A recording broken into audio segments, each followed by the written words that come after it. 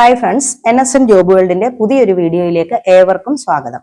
Kerala public service കമ്മീഷന്റെ special gazette മുഖാന്തരം Kerala administrative service KASന്റെ ഏറ്റവും പുതിയ നോട്ടിഫിക്കേഷൻ പുറത്തിറങ്ങിയിട്ടുണ്ട്. കാറ്റഗറി നമ്പർ 1/2025 മുതൽ 3/2025 വരെ. വകുപ്പ് കേരള അഡ്മിനിസ്ട്രേറ്റീവ് സർവീസ് KAS. ഉദ്യോഗ പേര് KAS ഓഫീസർ. ശമ്പളം 77,200 രൂപ മുതൽ 1,40,500 രൂപ വരെ. ഒഴിവുകളുടെ എണ്ണം 31.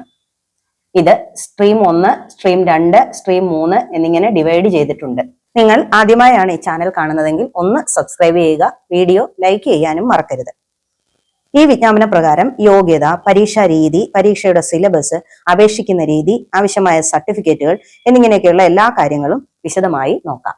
അടുത്തത് നിയമന രീതി. സ്ട്രീം 1 കാറ്റഗറി നമ്പർ 1/2025 നേരിട്ടുള്ള നിയമനം. PSC പരീക്ഷ എഴുതി പാസ്സായി വരുന്ന ഉദ്യോഗാർത്ഥികൾക്ക്. അടുത്തത് സ്ട്രീം 2 കാറ്റഗറി നമ്പർ 2/2025 കേരള സർക്കാർ സർവീസിലെ വിവിധ വകുപ്പുകളിലെ പ്രൊബേഷൻ വിജയകരമായി പൂർത്തീകരിച്ചിട്ടുള്ള അല്ലെങ്കിൽ സ്ഥിരാംഗങ്ങളായ ജീവനക്കാരിൽ നിന്നും നേരിട്ടുള്ള നിയമനം. 1ാം ഗസറ്റഡ് ഓഫീസറോ അതിനു മുകളിൽ ഉള്ള ഉദ്യോഗസ്ഥരോ ആയിരിക്കരുത്. ഇതിന്റെ ഡീറ്റെയിൽസ് അനക്സർ 1-ൽ കൊടുത്തിട്ടുണ്ട്. അടുത്തത് stream 3 category number 3/2025 Kerala administrative service വിശേഷാൽ ചട്ടം 2018 ഷെഡ്യൂൾ 1-ൽ പരാമർശിച്ചിട്ടുള്ള സർക്കാർ വകുപ്പുകളിൽ 1ാം ഗസറ്റഡ് തസ്തികയിൽ അല്ലെങ്കിൽ അതിനു മുകളിൽ ഉദ്യോഗം വഹിക്കുന്നവരോ ഷെഡ്യൂൾ 1-ൽ പരാമർശിച്ചിട്ടുള്ള പൊതു കാറ്റഗറികളിലെ തത്തുല്യ തസ്തികകളിൽ ഉദ്യോഗം വഹിക്കുന്നവരോ ആയ സർക്കാർ ജീവനക്കാരിൽ നിന്നും നേരിട്ടുള്ള നിയമനം. അതിന്റെയും ഡീറ്റെയിൽസ് അനക്സർ 1 and 2-ൽ കൊടുത്തിട്ടുണ്ട്. അത് നിങ്ങൾ വായിച്ചു നോക്കുക. പ്രധാനമായി ശ്രദ്ധിക്കേണ്ട ഒരു കാര്യം, ഒന്നിലധികം സ്ട്രീമുകളിലേക്ക് അതായത് കാറ്റഗറികളിലേക്ക് അപേക്ഷിക്കുന്നതിന് അർഹരായ ഉദ്യോഗാർത്ഥികൾ കാറ്റഗറി തിരിച്ച് പ്രത്യേകം അപേക്ഷകൾ സമർപ്പിക്കേണ്ടതാണ്. അടുത്തതായി പ്രായപരിധിയാണ്. സ്ട്രീം 1 21 വയസ്സ് മുതൽ 32 വയസ്സ് വരെ. ഉദ്യോഗാർത്ഥികൾ 2/1/1993-നും 1/1/2004-നും ഇടയിൽ ജനിച്ചവരായിരിക്കണം. അടുത്തത് സ്ട്രീം 2 പ്രായപരിധി 21 വയസ്സിനും 40 വയസ്സിനും ഇടയിൽ. ഉദ്യോഗാർത്ഥികൾ 2/1/1985-നും 1/1/2004-നും ഇടയിൽ ജനിച്ചവരായിരിക്കണം. അടുത്തത് സ്ട്രീം 3. സ്ട്രീം 3-ലേക്ക് അപേക്ഷിക്കുന്ന ഉദ്യോഗാർത്ഥികൾക്ക് 1/1/2025-ൽ 50 വയസ്സ് തികയാൻ പാടില്ലാത്തതാണ്. ഇനി ഏജ് റിലാക്സേഷനെ പറ്റി നോക്കാം. വയസ്സിളവ് വരുമ്പോൾ ഉയർന്ന പ്രായപരിധി 50 വയസ്സ് കവിയാൻ പാടില്ല. കേരള സംസ്ഥാനത്തിലെ പട്ടികജാതി പട്ടികവർഗത്തിൽപ്പെട്ട ഉദ്യോഗാർത്ഥികൾക്ക് 5 വർഷവും മറ്റു പിന്നോക്ക ഉദ്യോഗാർത്ഥികൾക്ക് 3 വർഷവും പ്രായപരിധിയിൽ ഇളവ് ഉണ്ടായിരിക്കുന്നതാണ്. കാഴ്ച, കേൾവി, സംസാരം സംബന്ധിച്ച് ഭിന്നശേഷിയുള്ള ഉദ്യോഗാർത്ഥികൾക്ക് ഉയർന്ന പ്രായപരിധിയിൽ പരമാവധി 15 വർഷം വരെയും അസ്ഥി സംബന്ധമായ ഭിന്നശേഷിയുള്ള ഉദ്യോഗാർത്ഥികൾക്ക് ഉയർന്ന പ്രായപരിധിയിൽ പരമാവധി 10 വർഷം വരെയും ഇളവ് അനുവദിക്കുന്നതാണ്. എക്സ് സർവീസ്മാൻമാർക്ക് പ്രായപരിധിയിൽ 5 വർഷത്തെ ഇളവ് അനുവദിക്കുന്നതാണ്. വിധവകൾക്ക് പരമാവധി പ്രായത്തേക്കാൾ 5 വർഷം കൂടി ഉയർന്ന പ്രായപരിധിയിൽ ഇളവ് അനുവദിക്കുന്നതാണ്. ഇനി യോഗ്യതകളെ കുറിച്ച് നോക്കാം. സ്ട്രീം 1-നും സ്ട്രീം 2-നും സ്ട്രീം 3-നും അംഗീകൃത സർവകലാശാലയിൽ നിന്നും ഏതെങ്കിലും വിഷയത്തിലുള്ള ബിരുദമാണ് യോഗ്യതയായി കണക്കാക്കപ്പെട്ടിരിക്കുന്നത്. ഇനി നമുക്ക് മെഡിക്കൽ സർട്ടിഫിക്കറ്റിനെ പറ്റി നോക്കാം. KS ഓഫീസർ ട്രെയിനി തസ്തികയിലേക്ക് അപേക്ഷിക്കുന്ന എല്ലാ ഉദ്യോഗാർത്ഥികളും സർക്കാർ സർവീസിലുള്ള അസിസ്റ്റന്റ് സർജനിൽ കുറയാത്ത റാങ്കിലുള്ള മെഡിക്കൽ ഓഫീസറിൽ നിന്നും ഈ കാണുന്ന രീതിയിലുള്ള മെഡിക്കൽ ഫിറ്റ്നസ് സർട്ടിഫിക്കറ്റ് കമ്മീഷൻ ആവശ്യപ്പെടുന്ന സമയത്ത് ഹാജരാക്കേണ്ടതാണ്. ഇനി അപേക്ഷ സമർപ്പിക്കേണ്ട രീതി നോക്കാം. ഉദ്യോഗാർത്ഥികൾ കേരള പബ്ലിക് സർവീസ് കമ്മീഷന്റെ ഔദ്യോഗിക വെബ്സൈറ്റായ www.keralapsc.gov.in വഴി ഒറ്റത്തവണ രജിസ്ട്രേഷൻ പ്രകാരം രജിസ്റ്റർ ചെയ്ത ശേഷമാണ് അപേക്ഷിക്കേണ്ടത്. ഉദ്യോഗാർത്ഥികൾ അവരുടെ യൂസർ ഐഡിയും പാസ്വേഡും ഉപയോഗിച്ച് ലോഗിൻ ചെയ്ത ശേഷം സ്വന്തം പ്രൊഫൈലിലൂടെ അപേക്ഷിക്കേണ്ടതാണ്. ഓരോ തസ്തികയ്ക്ക് അപേക്ഷിക്കുമ്പോഴും പ്രസ്തുത തസ്തികയോടൊപ്പം കാണുന്ന നോട്ടിഫിക്കേഷൻ ലിങ്കിലെ അപ്ലൈ നൗവിൽ മാത്രം ക്ലിക്ക് ചെയ്യേണ്ടതാണ്. അപേക്ഷാ ഫീസ് നൽകേണ്ടതില്ല.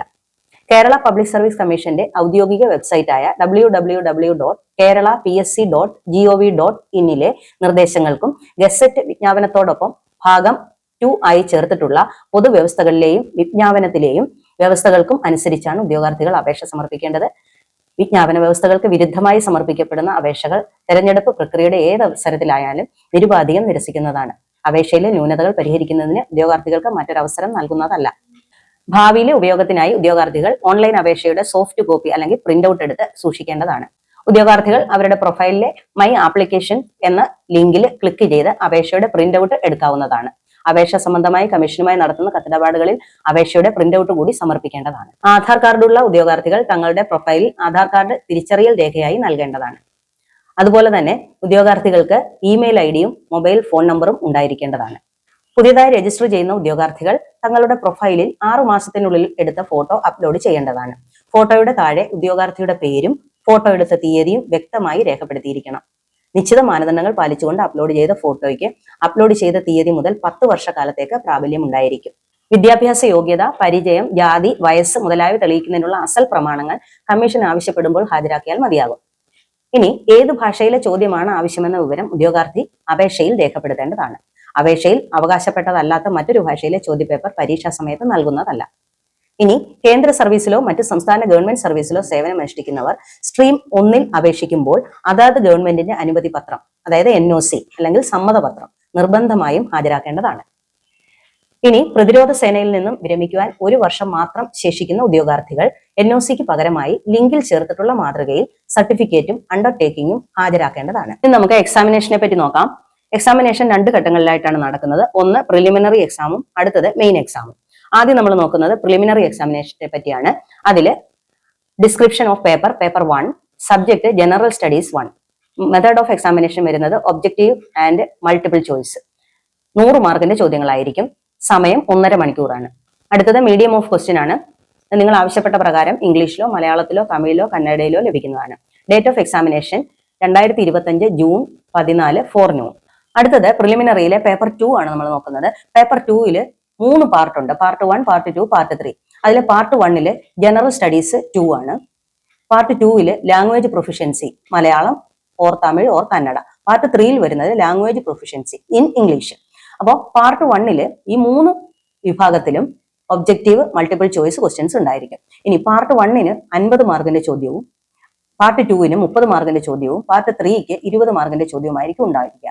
ഈ 3 പാർട്ടിനും 1.5 മണിക്കൂറാണ് സമയം വേണ്ടുന്നത്. ഇനി പാർട്ട് 1ഉം പാർട്ട് 2ഉം നമ്മൾ ആവശ്യപ്പെട്ട പ്രകാരമുള്ള ലാംഗ്വേജിലായിരിക്കും ക്വസ്റ്റ്യൻസ് ചോദിക്കുക. പാർട്ട് 3ക്ക് മാത്രം ക്വസ്റ്റ്യൻ പേപ്പർ ഇംഗ്ലീഷിൽ മാത്രമായിരിക്കും. ഇനി ഇതിന്റെ ഡേറ്റ് വരുന്നത്, എക്സാമിൻ ഡേറ്റ് വരുന്നത് 2025 ജൂൺ 14 ഉച്ചയ്ക്ക് ശേഷം, ആഫ്റ്റർനൂൺ ആണ്. അടുത്തത് മെയിൻ എക്സാമിനേഷനെ പറ്റി നോക്കാം. മെയിൻ എക്സാമിനേഷനിൽ പേപ്പർ 1, പേപ്പർ 2, പേപ്പർ 3 ഉണ്ടായിരിക്കും. ഇത് 3 ഡേറ്റിലാണ് എക്സാമിനേഷൻ വരിക. അതിലെ പേപ്പർ 1 നമുക്ക് നോക്കാം. Paper 1 general studies 1 descriptive examination ആയിരിക്കും. അതിന്റെ question paper question cum answer booklet model ആയിരിക്കും ഉണ്ടാവുക. 100 മാർക്കിന്റെ ചോദ്യം ഉണ്ടായിരിക്കും. 2 മണിക്കൂറാണ് പരീക്ഷ ഉണ്ടാവുക. നമ്മൾ ആവശ്യപ്പെട്ടിട്ടുള്ള ലാംഗ്വേജിലായിരിക്കും ക്വസ്റ്റ്യൻ പേപ്പർ. എക്സാമിന്റെ ഡേറ്റ് വരുന്നത് 2025 ഒക്ടോബർ 17 ഫോർനൂൺ രാവിലെയാണ്. അടുത്തത് paper 2 general studies 2 descriptive examination തന്നെയായിരിക്കും. 100 മാർക്കിന്റെ ചോദ്യം ഉണ്ടായിരിക്കും. അതുപോലെ 2 മണിക്കൂറായിരിക്കും എക്സാം. അതുപോലെ എക്സാമിനേഷൻ ഡേറ്റ് വരുന്നത് 2025 ഒക്ടോബർ 17 ഉച്ചയ്ക്ക്, ആഫ്റ്റർനൂൺ ആണ്. അടുത്ത പേപ്പർ 3 ജനറൽ സ്റ്റഡീസ് 3. അതിനും ഡിസ്ക്രിപ്റ്റീവ് എക്സാമിനേഷൻ ആയിരിക്കും. 100 മാർക്കിന്റെ ചോദ്യങ്ങൾ ഉണ്ടാകും. 2 മണിക്കൂറായിരിക്കും പരീക്ഷ. എക്സാമിന്റെ ഡേറ്റ് വരുന്നത് 2025 ഒക്ടോബർ 18 ഫോർനൂൺ ആണ്.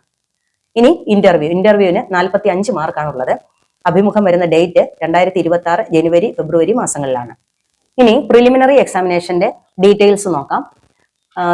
പേപ്പർ 1 അതിന് 1.5 മണിക്കൂറാണ് ഉള്ളത്. മാർക്ക് 100 മാർക്കാണ്. പേപ്പർ 2 1.5 മണിക്കൂർ 100 മാർക്ക്. അങ്ങനെ 2 പേപ്പറിനും കൂടി 200 മാർക്കാണ് ടോട്ടലിൽ വരിക.